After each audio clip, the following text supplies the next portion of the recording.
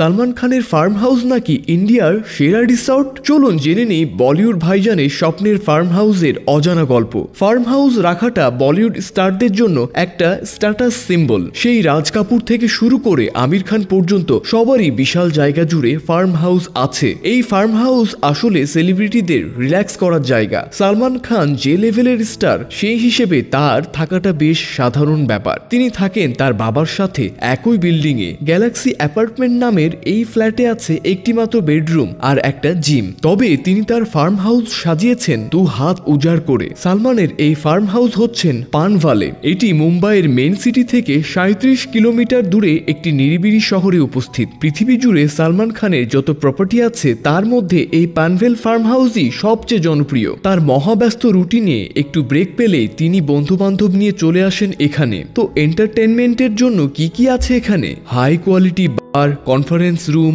Mini home theatre, tennis আর basketball court, golf court এবং আরো কত কি। সুযোগ সুবিধার দিক থেকে এখানকার অ্যারেঞ্জমেন্ট যে কোনো 5 স্টার হোটেল বা রিসোর্টের সাথে তুলনা করার মতো। এখানে আছে একটা ট্রান্সপারেন্ট সুইমিং পুল, যেটা ডিজাইন করা হয়েছে আমেরিকান আর্কিটেক্ট দিয়ে। এখানে সাঁতার কাটা সালমানের প্রিয় অবসর বিনোদন। শোনা যায় তিনি তার নায়িকাদের সাথে নিয়েই এই পুলে নামেন। আর সালমান খান যেখানে থাকবেন সেখানে জিম থাকবে না, এটা হতেই পারে না। তাই এই ফার্ম হাউসেও আছে এক বিশাল হাই কোয়ালিটির জিম, যেখানে 30 জনের মতো একসাথে ওয়ার্কআউট করতে পারে। সালমান খান ছোটবেলা থেকে একজন নেচার লাভার, তাই তিনি চেষ্টা করেছেন তার এই ফার্ম হাউসকে যতটা সম্ভব ইকো ফ্রেন্ডলি করে রাখতে। তাই সেখানকার খাবার দাবার সবই অর্গানিক। সালমান খান চেষ্টা করেছেন এখানকার প্রাকৃতিক পরিবেশ আর জীব বৈচিত্র্যকে সংরক্ষণ করতে। আর তাই তো এখানকার কম্পাউন্ডে প্রায় বন্যপ্রাণী ঢুকে যায়। এখানে বেশ অনেকটা কৃষি জমি আছে, সেখানে নানা রকম ফসল আর ফল সবজি চাষ করা হয়। সালমান নিজেও মাঝে মধ্যে ট্রাক্টর নিয়ে মাঠে নেমে পড়েন।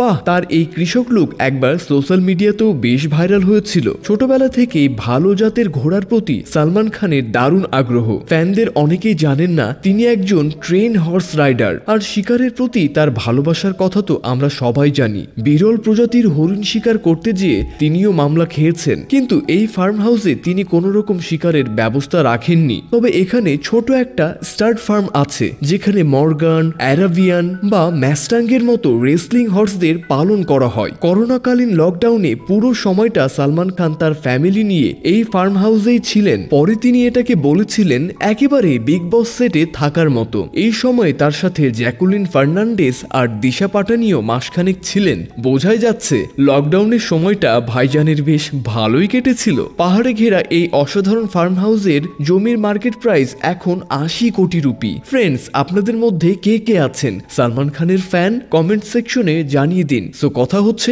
নেক্সট ভিডিওতে।